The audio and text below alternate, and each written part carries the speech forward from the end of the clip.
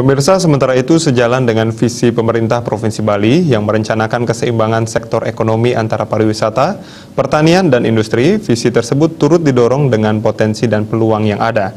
Khusus pertanian, Bali memiliki potensi dan peluang untuk bisa jaya seperti pariwisata. Universitas Udayana Ipudo Sudiarto belum lama ini menyampaikan secara makro kondisi eksternal pertanian Bali sangat relevan dengan rencana Pemprov Bali karena ada kebijakan Kementerian Pertanian RI terkait dengan pengembangan pertanian Bali di New Normal. Paling tidak ada 5 strategi Kementan terkait peningkatan dan penguatan produksi pertanian, yaitu produksi, diversifikasi, pangan lokal, penguatan cadangan dan sistem logistik pangan, pengembangan pertanian modern, smart farming, dan gerakan 3 kali ekspor.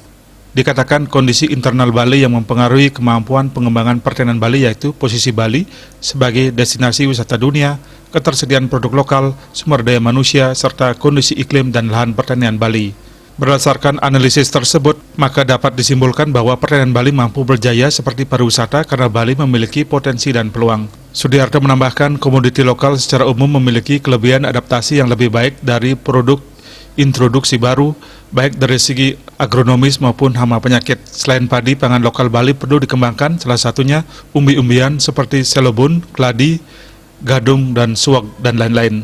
Selain pangan, buah lokal Bali seharusnya menjadi primadona. Ia melihat banyak buah Bali bisa tembus ekspor, yang perlu disiapkan adalah kontinuitas, kualitas, dan kuantitas.